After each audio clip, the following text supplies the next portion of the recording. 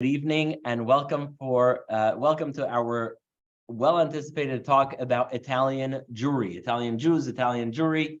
Before I begin, I want to give a very important shout out. If you're planning to go on a trip to Rome, make sure you use a local Jewish guide. Why? Because there are about 4,000 licensed guides and only I think 10 or so are Jewish. So if you're going to go to Rome, make sure you do it with a guide that knows not only the general history of Rome, but also is very familiar with the Jewish history of the city, which is obviously very, very ancient. It's interesting. The history of Jews in Rome is one of the oldest in the world. What is the oldest Jewish community in the world? If you ask yourself, what's the oldest Jewish community in the world? Yeah?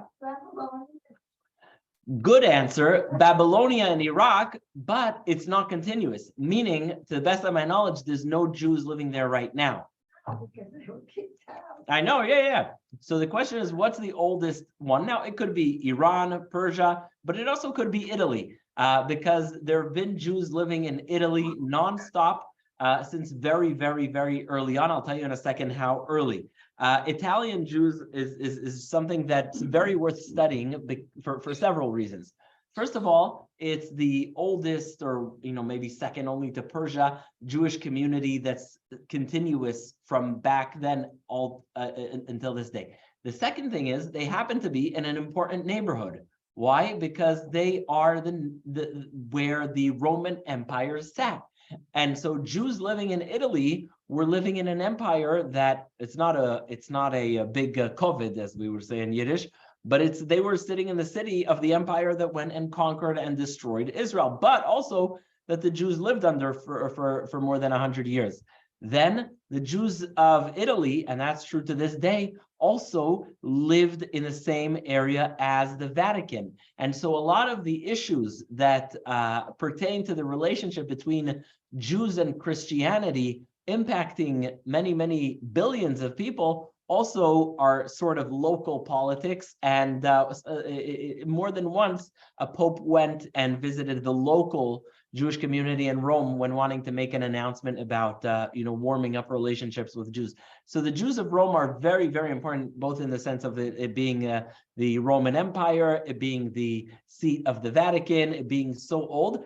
And what other very important thing happened in Italy? Very, very, very important, especially to us, the ghetto, but to us, people of the book, the printing press, the first Talmud, the first Chumash, the first Sansino was in Italy.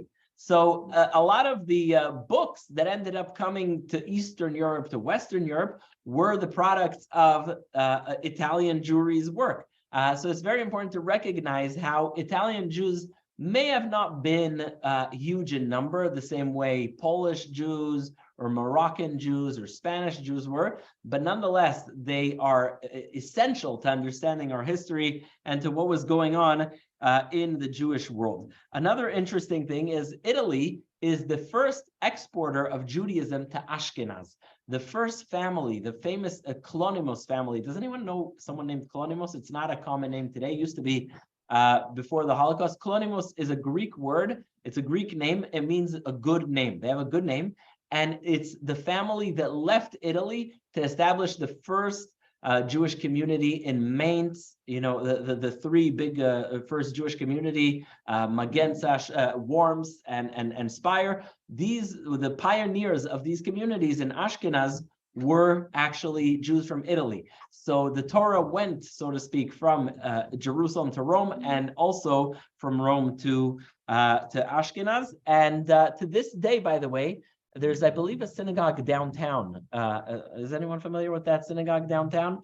There's a synagogue downtown of it. I know where Len used to love that shul. There's a synagogue downtown of Italian Jews, and they have a special nusach. We have our prayer books are sometimes Ashkenaz, sometimes they're Sephardic. There's something called the Italiano nusach, meaning Italian Jews have their own form of prayer. Interesting fact about Italian prayer is that they say Kol Nidre in Hebrew. They say it not in Aramaic like we do, but they say it in Hebrew. So Italian Jews really go a long way back, and they carry a very special and ancient tradition.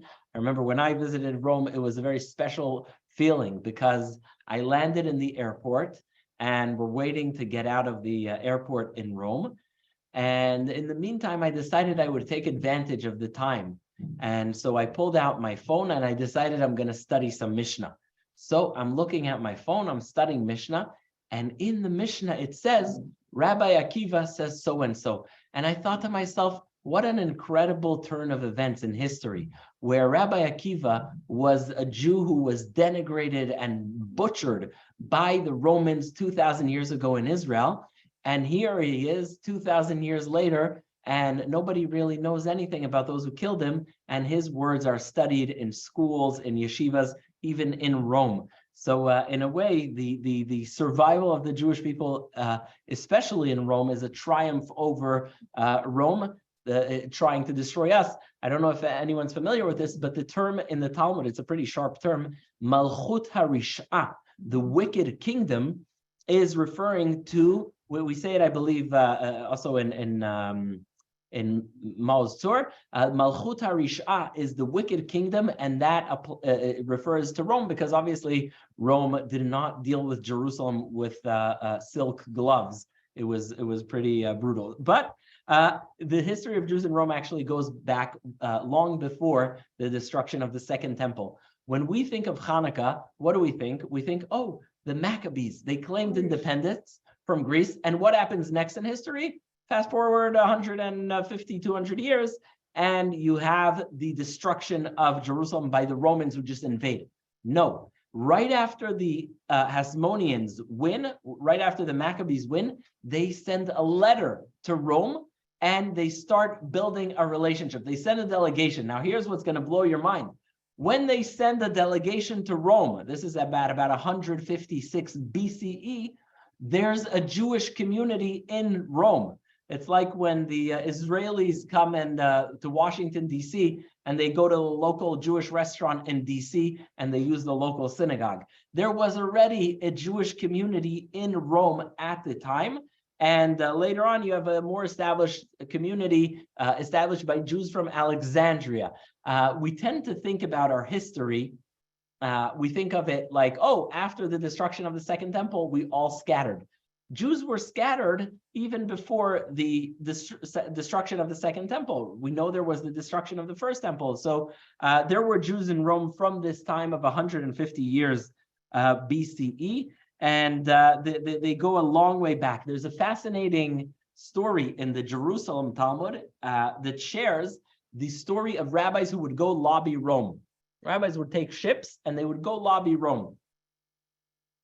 One of these rabbis is Rabbi Akiva. It says Rabbi Akiva, Rabbi Eliezer, Rabbi Eliezer, Rabbi Yoshua, and Rabban Gamliel, they go to Rome.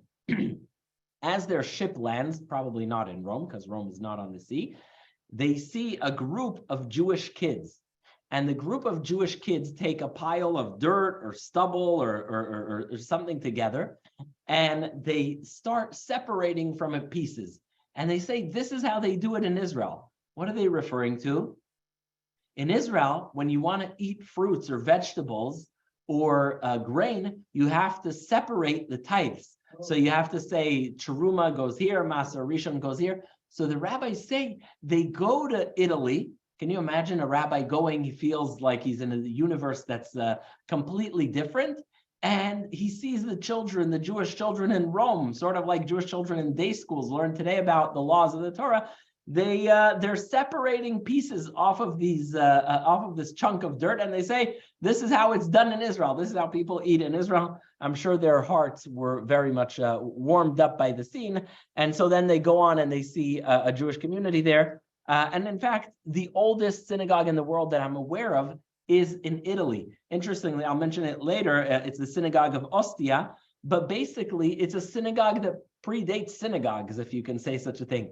It's a synagogue that was discovered, it was dug up in the 1960s, and it dates back to before the destruction of the Second Temple. Interestingly, it's not facing Jerusalem. It's just on its own. Another interesting thing, it has carvings in it of a menorah. We're going to see fascinating. The menorah was very, very popular in Italy, more than, say, in Babylonia, etc. The menorah as a symbol of like a Magen David, as a symbol of Judaism, is very, very, very popular in Italy. So you have Jews living there, you have the synagogue, you have the symbols, and there's, interestingly, also a lot of underground cemeteries. You know how today when someone is buried, they go to basically a cemetery and they bury them in the ground. And that is not how things were done. Even in the Mishnah, it's mentioned that this is not how it was done. And actually in Israel, it's a big debate now if to go back to this. But what they would do is called a catacomb. The body would sit for a year and dry until you had only bones. And they would put the bones in a cave together with the bones of the whole family. And so in Rome, they have many, Rome, and not only Rome, around Italy, many Jewish catacombs. It's an amazing thing to see. The pictures dating back to the 1st and 2nd century of cemeteries in Italy, with writing on them in Roman, and they have these menorahs and a shofar and an etrog. It really touches the heart because it lets you know of a Judaism that existed so much longer before we knew about diaspora Judaism. We think of diaspora Judaism in much later terms. There was a strong diaspora Judaism even before the destruction of the Second Temple. It's to me, it's mind-boggling. So the Jews of Rome loved actually Julius Caesar. They're very sad when he dies, when he gets killed, and the Jews are a part of Roman society. They're not slaves, they're equals, and they're part of Roman society. But all the honeymoon between Jews and Rome comes to an end. Obviously, when you have the Great Rebellion. The Great Rebellion against Rome in the year 67 to 70 puts a war between Rome and Jerusalem. And this is when, does anyone know how many slaves arrived from Israel in Rome? How you want to guess? Anyone? 200,000. Well, that would be a lot, but it's not far off. More than 90,000 Jewish slaves. Think about that. More than 90,000 Jewish slaves arrive in Italy. Now, if you think that the appeal of the Federation or whatever local charity is sending you a donation request is heavy, ask yourself what it meant to be a Jew in Rome then. Jews worked tirelessly on a mitzvah called Pidyon Shvuyim, redeeming the captive. And so Jews had to work one by one to redeem Jewish slaves. Obviously, not everyone was redeemed, but interestingly, also Romans redeemed certain Jewish slaves. We're going to see that, but it's very interesting. So also Romans helped redeem Jews, but basically Jews are washing up so much so that the price of slaves across the empire goes down because they take so many slaves from Israel. Another thing that happens is they have a huge amount of wealth, which you can see this plate to this day. What does Rome use the wealth that they get from conquering Judea for? They build a lovely building called the Colosseum. Not far from the Colosseum, there's this plate that basically says we used all this is already in the year 86, I believe. We used all this wealth that we got to build this building, and then others get into more speculative things, which is who built it? Was it the Jewish slaves or other slaves? But the bottom line is that the wealth that came from the destruction of Judea was brought from Israel. There's a very famous midrash, a Jewish Talmudic source that says if someone tells you that Jerusalem is built and Rome is built, don't believe them. If someone tells you that Rome is destroyed and Jerusalem is destroyed, don't believe them. If someone tells you that Jerusalem is destroyed and Rome is built, or Rome is destroyed and Jerusalem is built, believe them. Meaning the rabbis saw Rome and Jerusalem as one coming at the expense of the other. If you destroy Jerusalem, that's when you have Rome. And sort of the way they saw it was that ultimately the Malchut Harisha, which is easy to see why they thought of it that way in those days, is going to be destroyed. And that's when Jerusalem will be rebuilt. It's interesting, on this plate near the Colosseum, I'll just read you the exact wording. The Emperor Vespasian ordered this new amphitheater to be created from his general's share of the booty. So basically, they build this huge Colosseum from the Jewish money. It's funny because a lot of people falsely believe that the menorah from the temple is in the Vatican basement, which is not true because the Vatican was built after the year 1000. But what is probably true is that the Colosseum and a lot of the wealth that came to Rome came from the destruction and plundering of Judea. So that is the story in terms of the influx of slaves into Rome. And what happens next is you have the building of the Arch of Titus. Interestingly, if you want to look for a villain in the story, not that there's a shortage, but in the story of the destruction of Jerusalem, who is the lover of Titus who destroys Jerusalem? Bernike, or Bernice. She's a Hasmonean queen. She's a Jewish woman, and she's a member of the Hashmonai family. And she's hanging out with Titus even before he destroys Jerusalem. She tries to get her way because she was thrown out of power, and she doesn't. And she basically sits with Titus from the outside watching him burn Jerusalem. And then she moves to Rome, and she's his unofficial wife until the people in Rome start saying what we would say in Yiddish, "Pas nicht, how are you hanging out with this non-Roman Jewish woman as your wife?" But it's a long love affair. So it just shows you how embedded in many ways Jews were in Rome and how comfortable they felt. Interestingly, a lot of Romans were influenced by Judaism.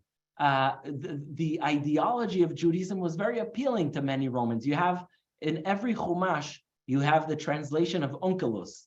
There were many Romans who converted to Judaism. It was not uncommon. And so the fact that Jews lived in Rome helped sort of spread the ideology of Judaism, and in a very ironic way, paved the way for Christianity to take over Rome, because the Romans already knew a lot about Judaism. The idea of monotheism was appealing to many of the intellectuals in the high society. And so by the time Christianity came around, this whole idea of monotheism was not foreign for them. Now, once the war broke out between Rome and Judea, that's when things started getting a bit more uncomfortable for Jews. And there was, for the first time, probably in history, a Jewish tax. What was the Jewish tax?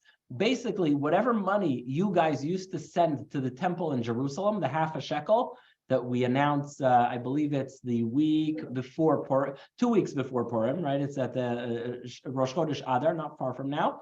Whatever money you've been sending to the temple in Jerusalem, now you're going to be sending to the temple of Zeus or whatever it is here in Rome. So the Romans, in a way, hold all the Jews guilty of what's going on in Jerusalem, which is in a way is true because the Jews of the diaspora very much financially support Jerusalem. So once it's destroyed, they start giving the Jews a tax. Now, has anyone ever been to Rome? Anyone ever been to the? Yeah. Has anyone ever been to the Arch of Titus? Yes. For 2,000 years, Jews had a practice and an unofficial ban against going under the Arch of Titus.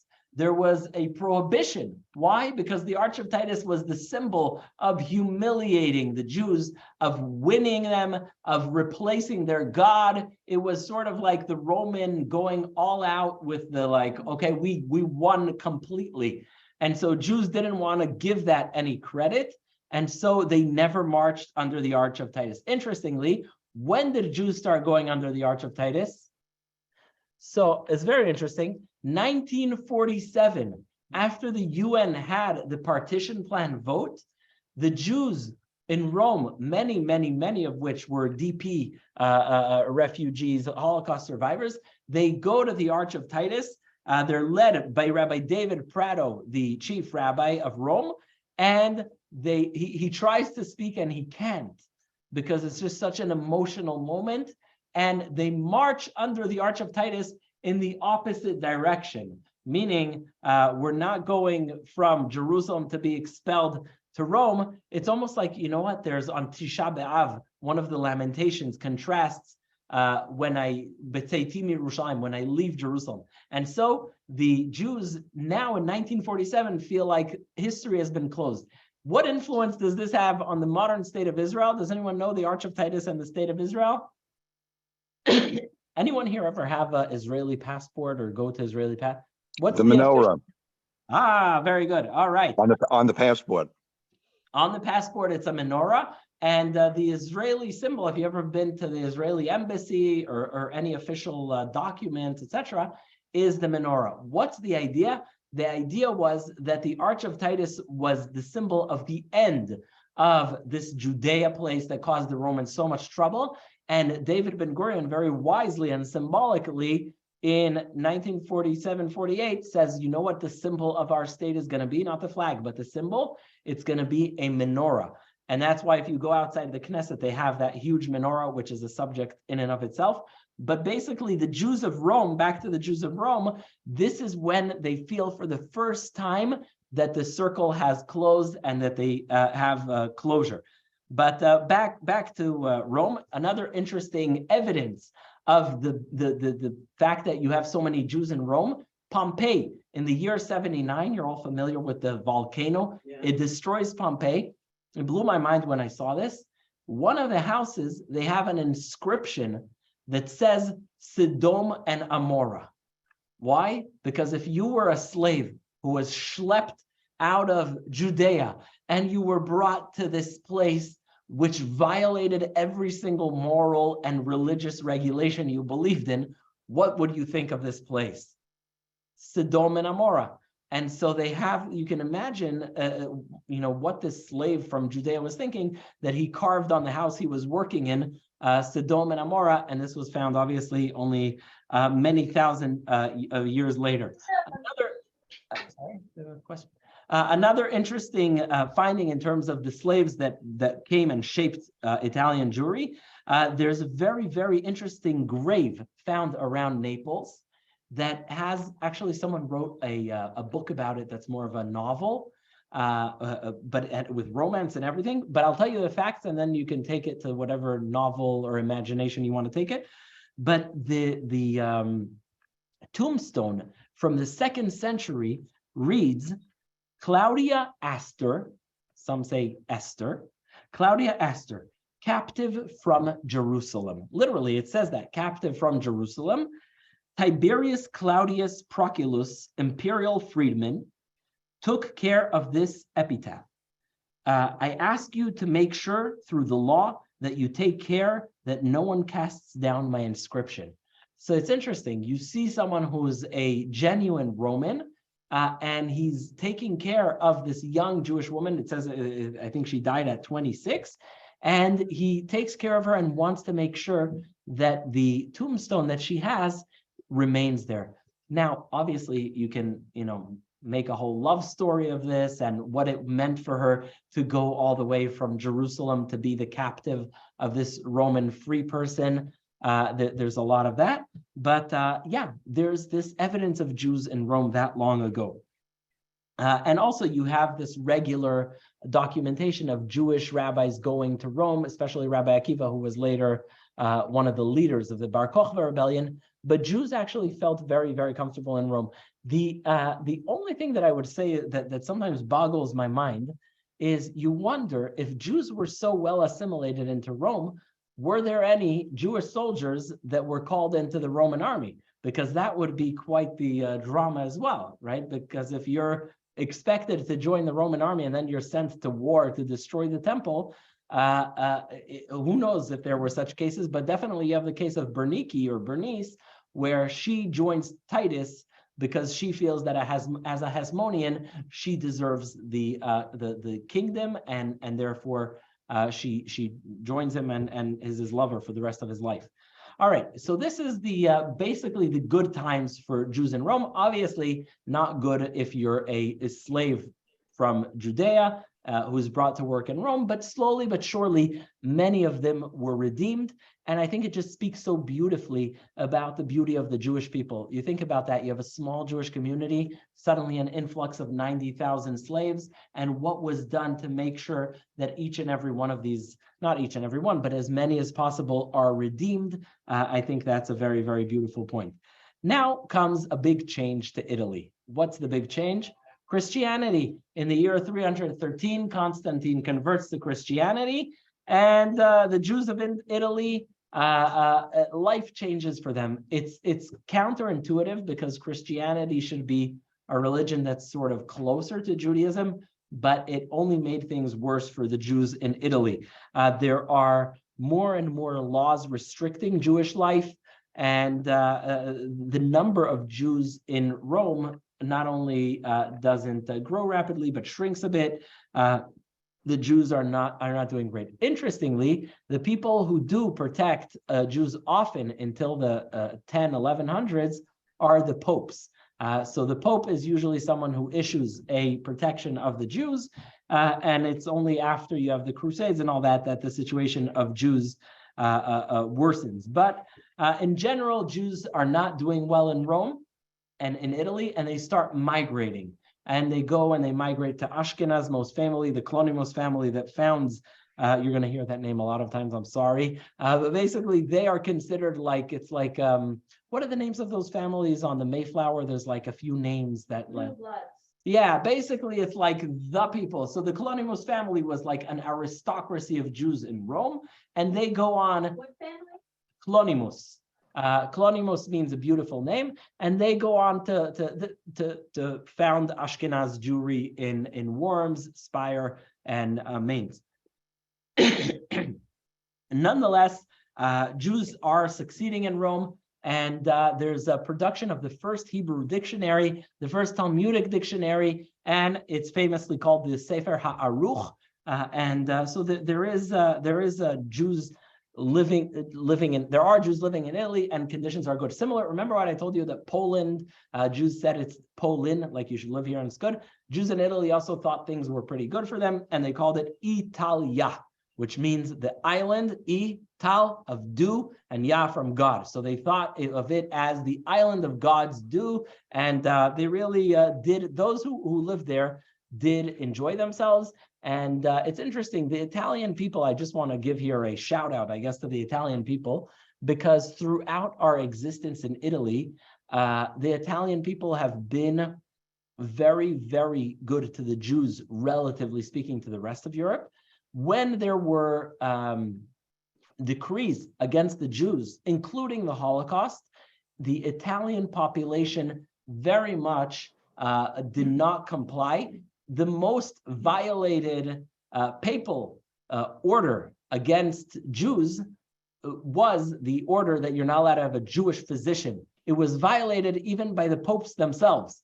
They issued this thing, you can't have a Jewish doctor, and they used Jewish doctors. So in general, while life in Italy was not rosy for the Jews, the Italian people themselves did not engage in the same kinds of pogroms and mass murders that you saw in other places in Europe. By and large, the Italian people were very, very tolerant and friendly to the Jewish people. So much so, it's funny how Jews really we tend to rationalize our predicament. The Jews of Italy used to paraphrase the verse from Tanakh, and they would say, Kimi bari tetze Torah udvar Hashem me'ontranto. Basically different Italian cities, and instead of, I think we even have it, no, we don't have it here. Instead of Kimi Tzion Tetze Torah Udvar Hashem Yerushalayim, they would have the names of these two cities, which were centers for Torah study, and they felt very, very good about themselves. Torah scholarship thrives, and now things change not only for Jews in Italy, but also in Ashkenaz. When you have the first crusade in 1096, by the way, you have the worsening of the situation of Jews in Italy. It's not nearly as bad as the Jews in Ashkenaz. The Jews in Ashkenaz really suffer, but this is when you have Jews expelled from Bologna. Another very important point, Italy is not one country. It's not till the 1800s that you have, Italy unite into one country. But you have different provinces, different republics.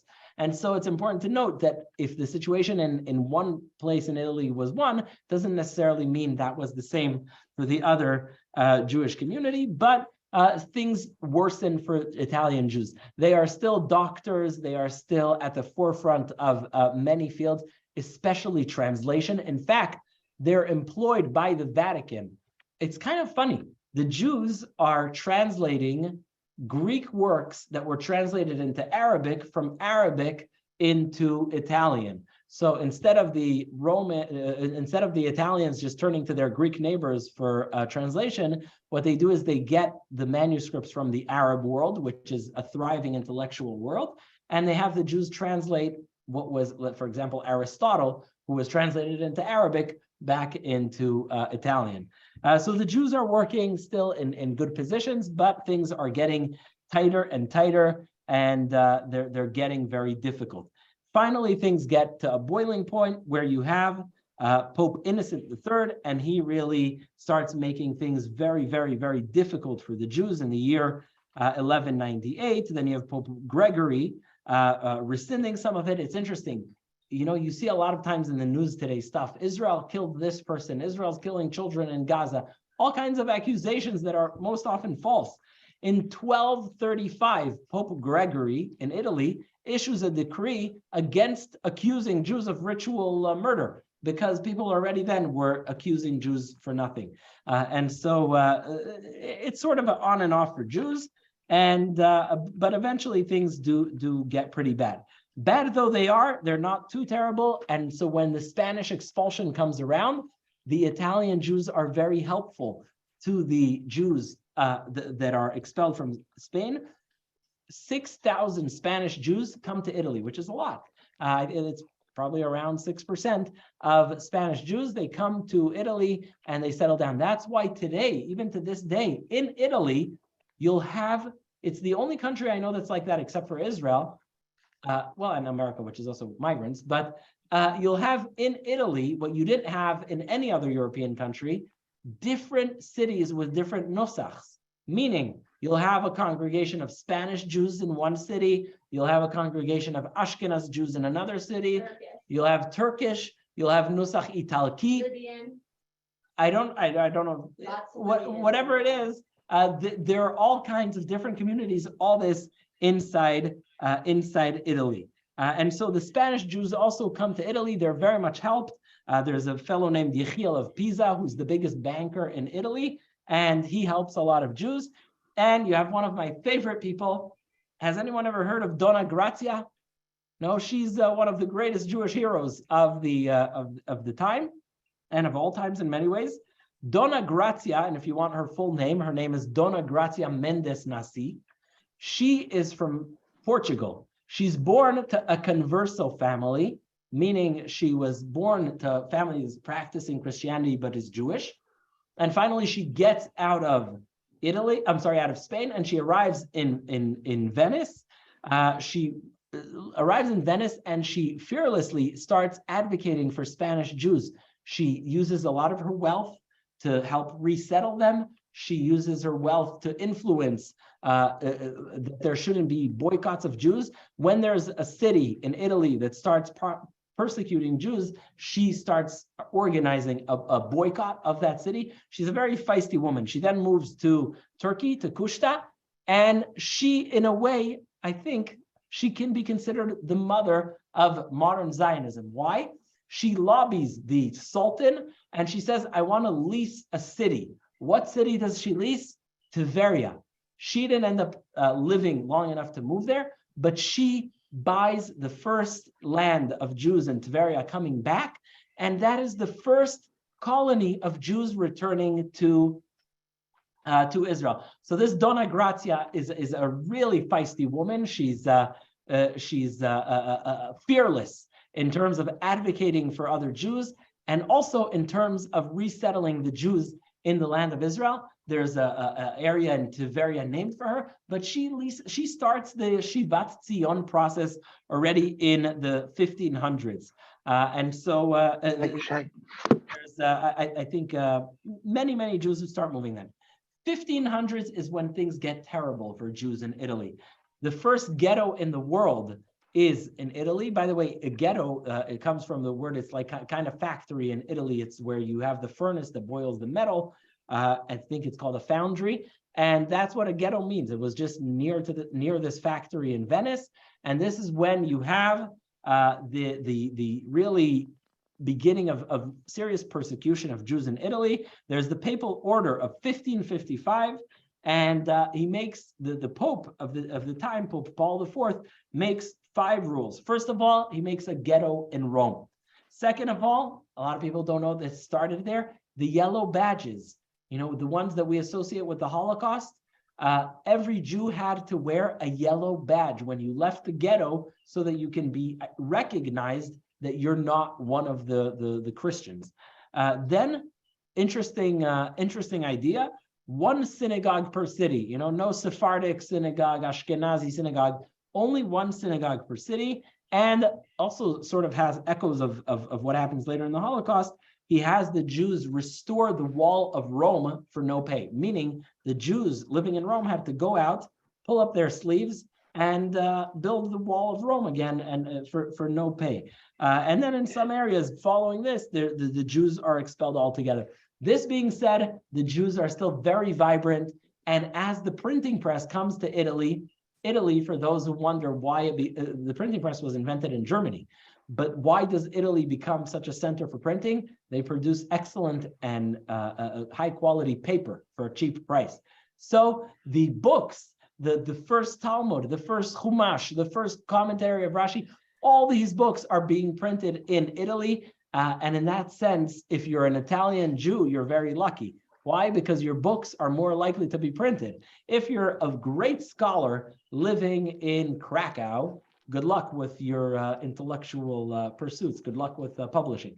But if you're an Italian rabbi, you're living right there. It's great. You're able to publish it, which is how you get amazing scholars like Rabbi Moshe Chaim Luzzatto, the Ramchal, and other great scholars.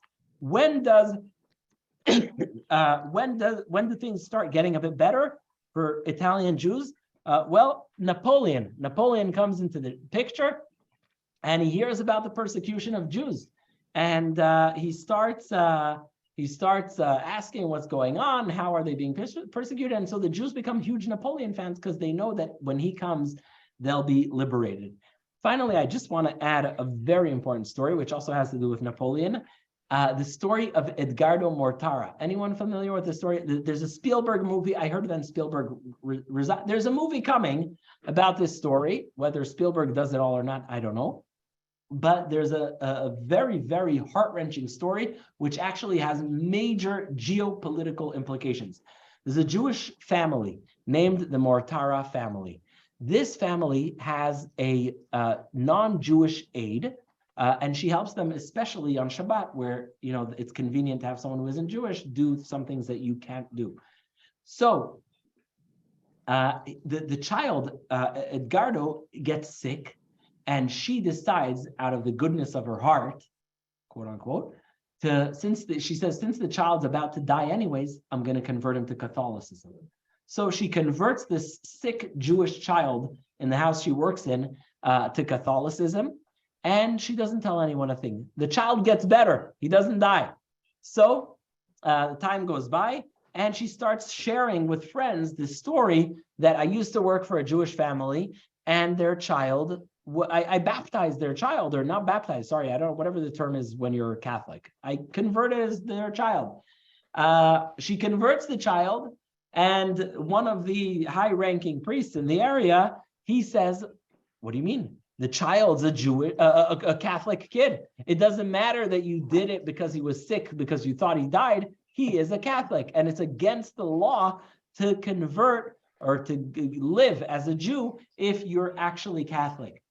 The Pope gets involved, and this is one of the things that convinces Napoleon to take over Italy. The Pope gets involved, and he intervenes, and the child is taken away from his family. And this is a fundamental story in the history of Italian Jewry and in the history of Jewry as a whole, because the Jews of Italy start communicating with the Jews in France. And this is when the Alliance des Israélites, I think, am I pronouncing it right? The Alliance is formed because of this story. The Jews realize we have to get together. And this Edgardo has a terrible life because he's shuttled back and forth. Eventually, he's sent to a convent. And ironically, even though later on he's not forced to live as a Christian, by the time he's 20, he's trying to convert his own mom, who Nebuch is heartbroken. And he lives as a Christian. Ironically, even though he shook up the whole Jewish world and caused some major geopolitical shifts with districts in Italy wanting to secede from the Pope because he's not responsible, he's not respecting their freedom. Even Italian non-Jews were shaken by this story. He ends up dying in old age in Belgium in 1940, just a few months before the Nazis come in. So think about that. And there are still Catholics, by the way, who debate this issue. This child who would have been killed by the Nazis for being Jewish was taken away from his family and forced into life of Catholicism. And from what I heard, Steven Spielberg is working on a movie about this. But then again, there was some discussion of what should be of this movie. But as we go on, the Jews of Italy work for a unified and independent Italy, which is what you have today. And that sort of brings us a bit fast forward to the Holocaust. Italy is in a unique situation with regard to the Holocaust because Mussolini was a partner of Hitler. So in 1938 or 39, Italy puts in race laws, which say that Jews cannot hold public office, cannot go to universities, they need to be separate, etc. But they don't persecute them in the sense of they don't kill them. 1943, the Italians overthrow Mussolini, and it's almost exactly what happened in Hungary. The Nazis come in, and this is when they start the deportations and they start the killing of Italian Jews. Interestingly, of all the Jews that live in Italy, there are 44,500. Of those, in 2 years of Nazi rule, you have 7,680 killed, which is a terrible number. But if you think about it, it's less than a third are killed. And it really tells you a lesson about what happened in other countries in Europe. Because the fact that Italian non-Jews were decent human beings and saved the Jews and didn't tell on them and didn't collaborate with the Nazis the way, say, Ukrainians, Poles, Lithuanians, Germans, any number of countries, French, did, it really shows you how things could have been different in other places. So it's terrible. There's many Jews that are killed, but it's less than a third. A very tragic story is the Rabbi of Florence, Rabbi Nathan Cassuto. He was a doctor, a rabbi. He's one of these legacy Italian families, and he's taken to Auschwitz in the very last days of the war. He's killed there. His wife, Hannah, is one of the people who survived the Holocaust. She goes with their 4 children to Israel. Tragically, does everyone know the story of the Hadassah nurses? So in 1948, a convoy, because Jerusalem was in a siege by the Palestinians, or whatever you want to call whoever was running the siege then, there's a convoy of medical personnel from Hebrew University, Hadassah Hospital, and they go between Mount Scopus and the main city, and there's an ambush, the road is blocked, and they are murdered. So this Hannah Cassuto is also murdered, but their children live in Israel. Either way, the story of Italian Jewry is a fascinating one. A lot of our Judaica follows their style. They're beautiful. If you look at the synagogues in Italy, there's nothing like their Aron Kodesh, the ark that they have, the beauty of their poetry, their love for Hebrew, their love for Israel, and them being such an ancient community that sits in a place with so much history and so much going on is really an inspiration. If anyone has questions, we'll take questions. I see we may have All right. Yeah, so I see there's more about Edgardo Mortara. People are recommending the book by David Kurtzer. And yes, so make sure you read more about Mortara, and when the movie is out that you see it. And also when you go to Rome, make sure you get a certified guide and that it's someone from the Jewish community who knows the history. Yes. Two unrelated two questions.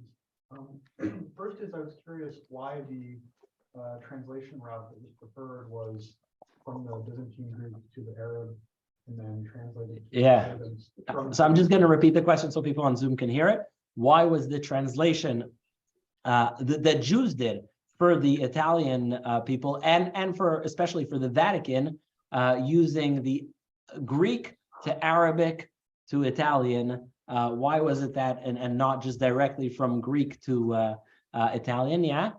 So the answer to that, I don't know one answer, but at the time, the Muslim world was thriving intellectually. You have algebra. There's a lot of stuff that was going on in the Muslim world that was not going on in the European world. So I imagine that if you had a work like Aristotle, it may have not been available for a few hundred years if you were not living in Egypt or in one of the Arab centers.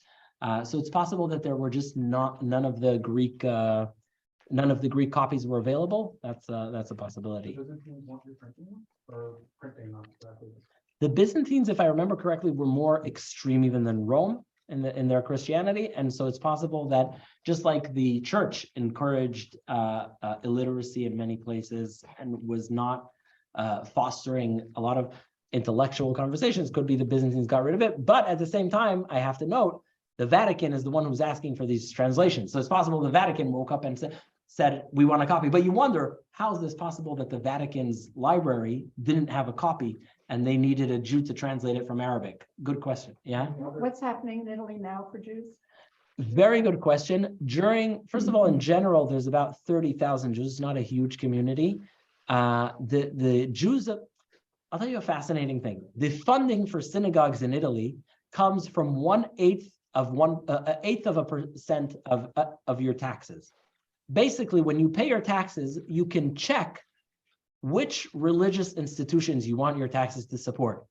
Even though we estimate there are about 30,000 Jews in Italy, more than 70,000 Italians, when they fill their taxes, they check that they want it to go towards restoring synagogues. So there's no question that there are many, many, many more people in Italy that have a Jewish grandparent, a parent, than we think. So it's not a huge Jewish community, but it's much more than we think. Because Italy was such an open society, you had more assimilation, and there are many more Italians than we think with Jewish ancestry. That being said, the community took a very big hit during COVID and is also has been struggling and actually strongly supported by the state of Israel. Fun fact, in 1948, a lot of the aliyah to Israel of Holocaust survivors in ships, like the ships that ended up bringing the mapilim, they call them, were leaving from Italy. A lot of the ships to Israel left from Italy. So Italy, in a sense, has a very glorious Zionist history. Where do most of the people live? Jews? There's Jews. Well, there's Rome, Milan, some in Venice. Yeah. I spent a lot of time in Sicily since I'm younger, and Turkey. And in Sicily, I noticed before 2000, you were store in the book, jewelry store, a bookstore. I noticed the cemetery, and in 2001. First of all, Siracusa, where I go, has the oldest natural port in Italy. Oh, wow. And it is almost directly latitude and longitude to Israel.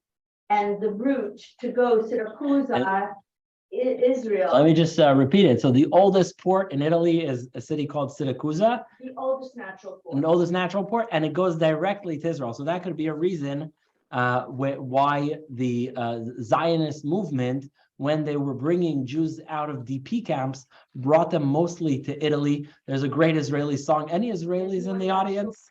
Okay, I'm just gonna say this. But if you're Israeli, there's a great song called Shir le Rav Chovel Italki, a song to an Italian sailor. captain. It's Yeah. much shorter than going up and around Turkey, which I've Mhm. driven across. It's massive. It's like China. Wow. But in 2001, they found the oldest mikveh Oh, really? in Europe. The And oldest since- mikveh in Europe, and it's in Syracuse. Syracuse. Wow. Now, since 2001, there is a Chabad and Wow. a Jewish. I didn't know about that city. Okay, so let me just mention that because someone's asking about it.